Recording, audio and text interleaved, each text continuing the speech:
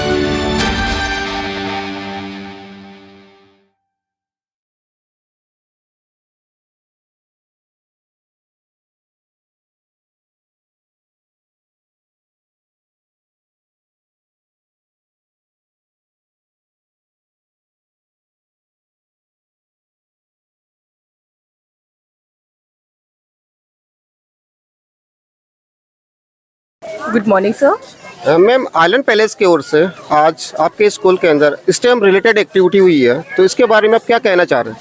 Sir जो ये activity हुई है स्टेम रिलेटेड, वैसे स्टेम का full form science, technology, engineering and maths है।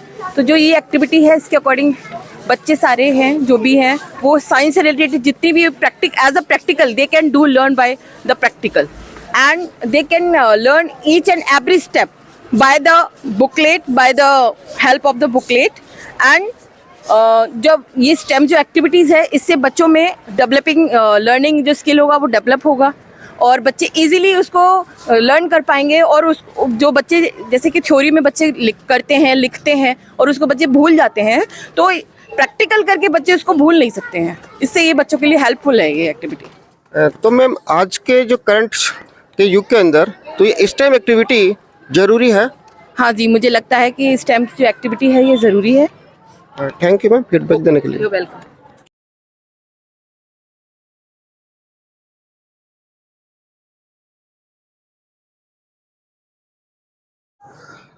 गुड मॉर्निंग प्यारे बच्चों।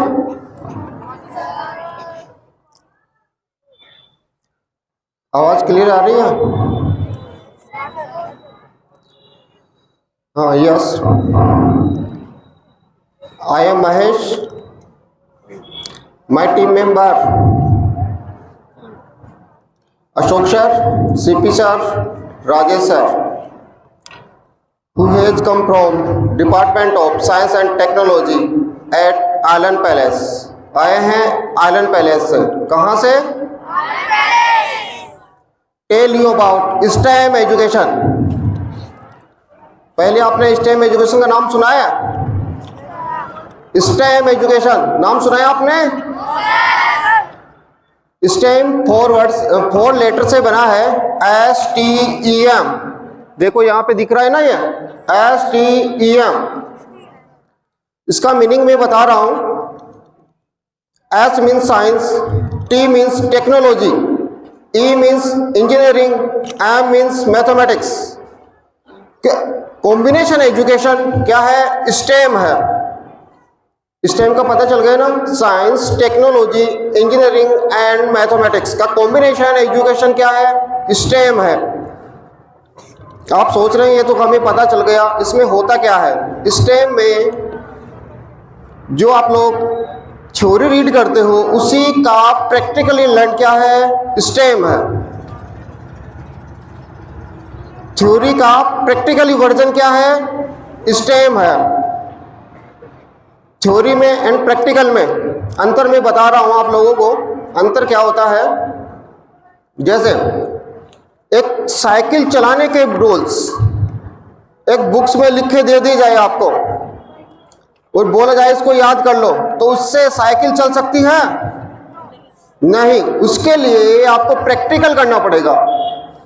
अब एक बार आपको साइकिल चलाना आ गई तो फिर भले ही आपको 10 साल बाद में साइकिल चलाने का मौका मिले तो वो साइकिल आप चला सकते हो। भूल सकते हो क्या? नहीं। यही पावर है स्टेम एजुकेशन। तो इसी प्रकार जैसे आपके क्लास के अंदर 6 के बच्चे बैठे हैं, 7th में 8th भी है, 9th में भी है, इलेक्ट्रिक सर्किट टॉपिक है, इलेक्ट्रिक नाम से एक लेसन है। तो थ्योरी के रूप में आपने उसको रीड किया है, उसी टॉपिक को, उसी लेसन को अगर आप प्रैक्टिकल रूप से पढ़ते हो तो वो याद करने में आसानी रहेगी, भूलने में क्या होगी, दिक्कत होगी, है ना। आपको याद करने में दिक्कत होती थी, लेकिन यहाँ पे भूलने में दिक्कत होगी। यही पावर है प्रैक्टिकल का। गवर्नमेंट ने न्यू एजुकेशन पॉलिसी में इस टाइम को ऐड भी किया है।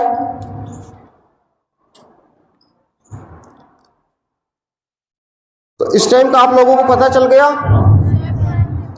और इस टाइम से क्या होता है, स्टेम से स्किल डेवलप होती है। क्या होता है, स्किल डेवलप होती है। कैसे, मैं बता रहा हूं। जैसे अपने पड़ोसी देश चाइना, जापान, एक चाइनीज बच्चा 1 घंटे में एंड्रॉयड फोन बना सकता है। एक जापानी बच्चा आधे घंटे में घड़ी बना सकता है। क्या अपने भारतीय बच्चे बना सकते हैं? नहीं। क्यों? क्योंकि यहाँ के एजुकेशन में स्टेम नहीं चलता। क्लियर है, यहाँ के एजुकेशन में स्टेम नहीं चलता, इसलिए यहाँ के बच्चे उन बच्चों से पीछे हैं।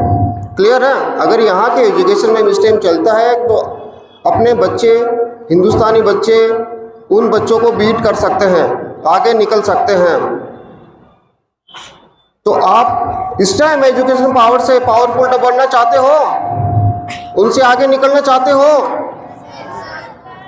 बनना चाहते हो ना? तो यहाँ पे मैंने बताया आपको stem, science, technology, engineering and mathematics. तो साइंस तो आप लोग पढ़ते ही हो ना बुक के अंदर। और टेक्नोलॉजी क्या है, जैसे पहले रेडियो चलते थे, क्लियर है, फिर टेक्नोलॉजी बिल्ड हुई, फिर क्या हो, ब्लैक एंड वाइट टीवी आए, क्लियर है, फिर टेक्नोलॉजी बिल्ड हुई, कलर टीवी आने लग गए, एलईडी आने लग गई, मोबाइल फोन, क्लियर है। तो ये क्या हो, टेक्नोलॉजी का वर्जन बढ़ता गया, अपडेट होता गया। और इंजीनियरिंग का मतलब क्या होता है, बनाना, बनाना। जैसे टेक्नोलॉजी को इकट्ठा करके जो कुछ चीज़ बनाते हैं वो क्या हो गई, इंजीनियरिंग हो गई। और मैथमेटिक्स में तो साइंस भी आती है। मैथमेटिक्स के बिना साइंस कंप्लीट नहीं हो सकती, टेक्नोलॉजी कंप्लीट नहीं हो सकती, इंजीनियरिंग कंप्लीट नहीं हो सकती। क्लियर है। तो मैथमेटिक्स को तो यूँ बोल सकते हैं, maths is father of science, maths is father of science. तो यहाँ पे मैथमेटिक्स का भी यूज करेंगे यहाँ पे इस टाइम के अंदर।